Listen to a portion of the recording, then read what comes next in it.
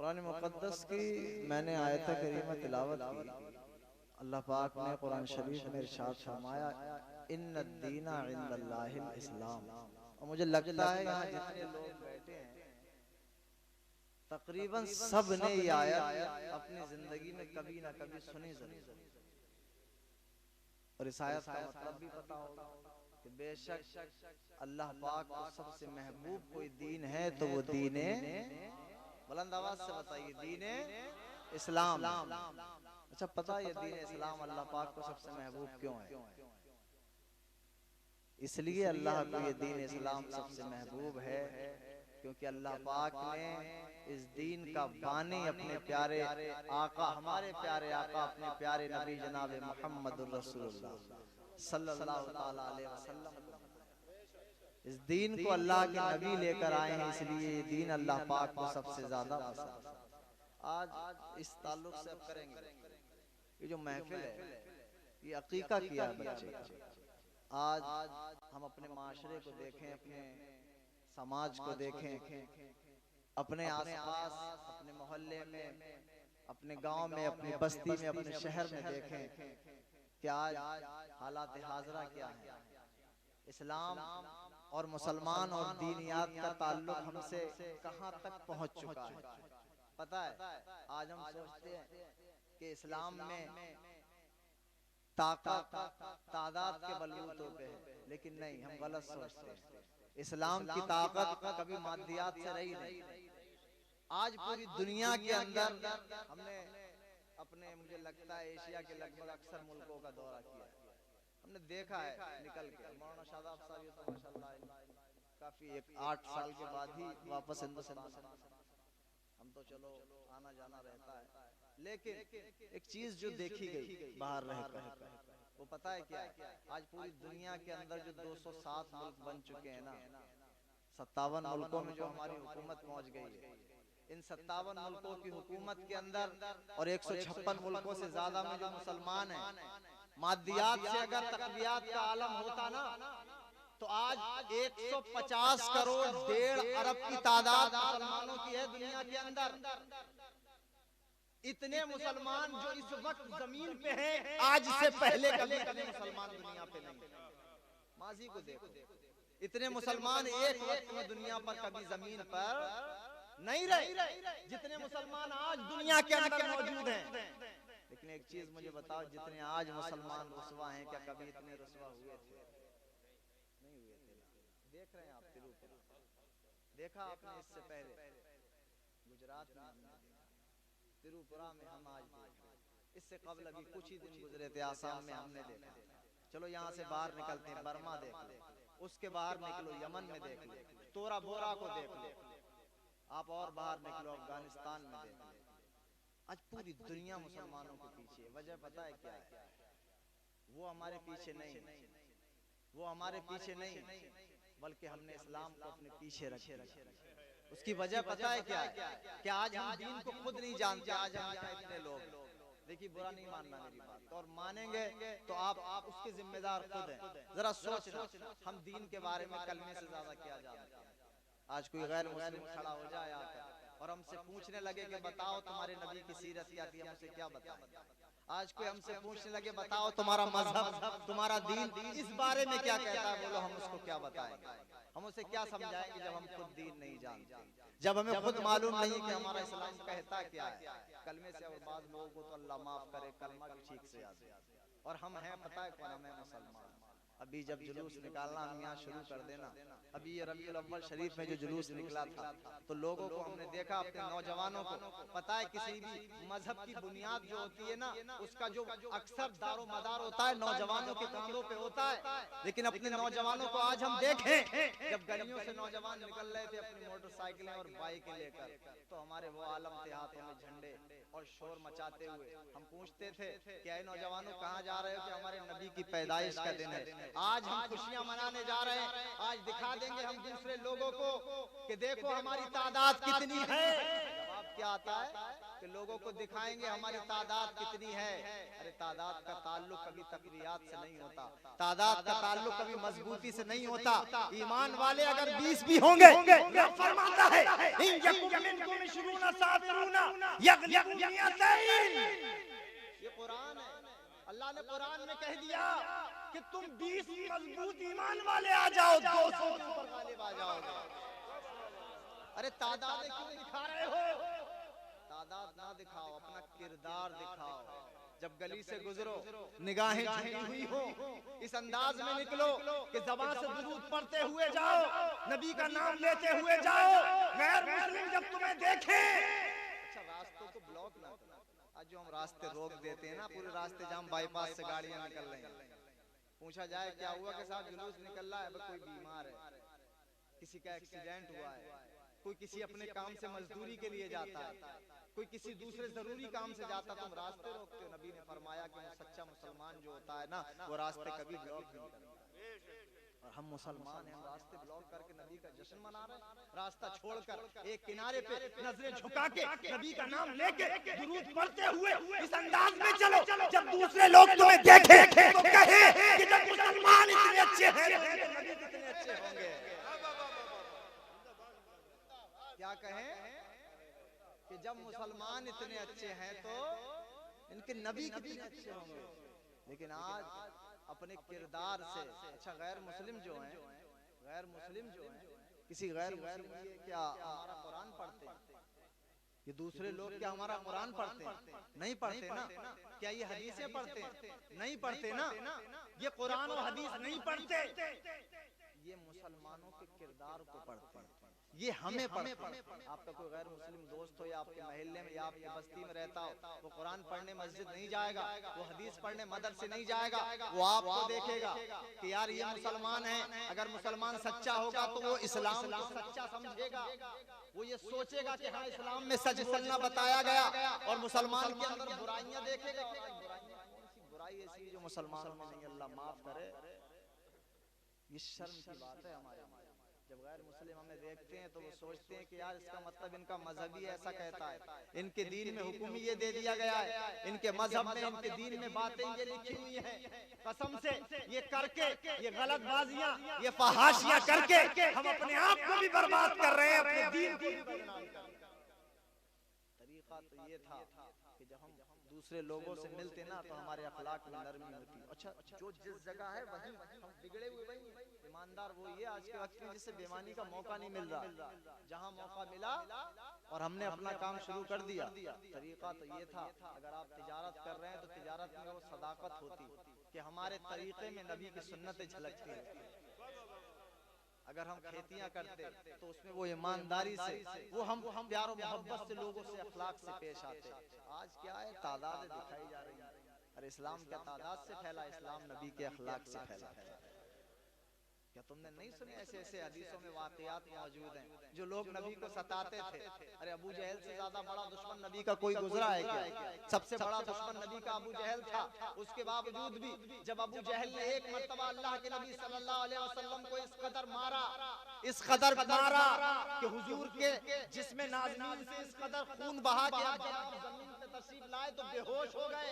पूरे जिस्म पे कोई ऐसा हिस्सा नहीं था जहां जख्म नहीं था। जब आंख खुलती है, काबा शरीफ पहुंचते हैं, हाथ उठाते हैं, अल्लाह की बारगाह में अर्ज करते हैं, या अल्लाह, या उमर बिन खत्ताब दे दे, या उमर बिन हश्शाम दे दे। ये उमर बिन हश्शाम पता है कौन था? ये उमर बिन हश्शाम अबू जहल ही का नाम था। वो जुल्म कर रहा है और नबी दुआ कर रहे हैं कि या अल्लाह इसे हिदायत दे। और आज हमारे तरीके क्या है, कसम से हम दीन को और ये पता है शुरुआत कहाँ से होती है? ये शुरुआत होती है बचपन से। हदीस में आता है अल्लाह के नबी सल्लल्लाहु अलैहि वसल्लम ने इरशाद फरमाया, अल वलदु सिर्रु लिवालिदिही, बेटा जो होता है अपने बाप का साया होता है। क्या होता है बाप का? बुलंद आवाज से बताइए क्या होता है? साया। बात समझ में आ रही है? अब शुरू करते हैं। बेटा जो होता है वो अपने बाप का साया होता है, बाप का अक्स होता है। बच्चे को बचपन में जबान से कुछ कहोगे तो वो कम समझेगा, खुद करके दिखाओगे तो वो ज्यादा समझेगा। आज भी लोग हमारे पास आते हैं और कहते हैं कि मौलाना साहब हमारे बच्चे को नमाजी बनाने के लिए कोई तरकीब बताओ। उनसे पूछा जाए कि क्या तुम नमाज पढ़ते हो? साहब हम नहीं पढ़ते तो क्या हमारी औलाद भी नहीं पढ़े? दुनिया का अगर कितना भी बड़ा बुरा सा बुरा इंसान क्यों ना हो, चाहे चोर भी हो, वो भी चाहता है मेरा बेटा वली बन जाए। वो आता है कहता है कि मेरे बच्चे को, तो हम उसको क्या तरीका बताते हैं? तरीका यही है, पहले हम खुद नमाजी बन जाएं, हमारे बच्चे हमें देखकर नमाज पढ़ना सीख लें। हदीस में आता है अल्लाह के नबी सल्लल्लाहु अलैहि वसल्लम ने इरशाद फरमाया, जिंदगी के 3 हिस्से किए आपने जो तरबियत के। आपने फरमाया आज जो बच्चों के अंदर जो बुराइयां हमारी शुरुआत से जो आई है ना, तो अल्लाह के नबी ने तरबियत के 3 हिस्से की उम्र के लिहाज से। आपने फरमाया अपने बच्चों को 7 साल तक अपने सीने से लगा कर रखो। कहाँ लगा कर रखो? सीने से। कितने साल? 7 साल। हुजूर फरमाते हैं अपनी औलाद को 7 साल तक सीने से लगा कर रखो। इस सीने से लगा कर रखने का मतलब पता है क्या है? सीने से लगा कर रखने का मतलब ये है कि अल्लाह के नबी ने फरमाया कि अपनी औलाद से ये मत कहो 7 साल तक कि बेटा तू नमाज पढ़ने जा, मैं जाऊंगा, बल्कि खुद उठो, वुजू करो, बच्चे के हाथ को पकड़ो और लेकर मस्जिद जाओ। जब रोज तुम मस्जिद को जाओगे तुम्हारा बेटा तुम्हारे साथ साथ चलता हुआ। गलियों से गुजरो, आज हम देखते हैं जब गलियों से यहाँ गुजरे, इसी गली में आप गुजर जाना, सुबह को देखना छोटे छोटे बच्चे होते हैं, तो बच्चा बिगाड़ पता कहाँ से पैदा हुआ। आज ये मोबाइल ने भी बड़ा मकाम सबसे ज्यादा इसी ने खराब किया। और आजकल माहौल घरों का ये है कि इधर बच्चा पैदा हुआ, उस वक्त तक दूध भी नहीं पी रहा बच्चा जब तक हाथ में मोबाइल नहीं है। मोबाइल सामने औरत ने चला कर रख दिया, कार्टून चल रहे हैं टॉम एंड जेरी, और बच्चा उसके बाद में दूध पी रहा है, वरना वो दूध पीने को राजी नहीं होता है बच्चा। मामला क्या हो गया हमारे घरों के? रात जब होती है बच्चों को जब सुलाने के लिए माँ अपने नजदीक लिटाती है तो बच्चा सोता ही नहीं। एक वक्त था, हमें खुद याद है, हम छोटे छोटे थे, हमारे वालिद साहब हमारे दादा भी उस वक्त जिम्मेदार थे, मरहूम अल्लाह उनकी मग़फ़िरत फरमाए। तो दादा हमारे और वालिद साहब जो अभी हयात हैं, वो हम जब उनके पास में लेटते थे, वो लेटने के बाद में अभी भी वो अल्फाज उनके मुझे याद है। जब बिस्तर पे लेटते थे शाम को, कहते थे बेटा एक दुआ मांगो। हम कहते थे क्या? तो कहते थे कहो कि या अल्लाह मुझसे दिन में जो गुनाह हुए हैं अल्लाह उसको माफ फरमा दे। उसके बाद वो हमें कलमा पढ़ाते थे, फिर हमसे बोलते थे कि बेटा आप सो जाओ। और आजकल क्या माहौल है अपने घरों में? हम देखें शुरुआत कहाँ से हम कर रहे हैं अपने बच्चों की।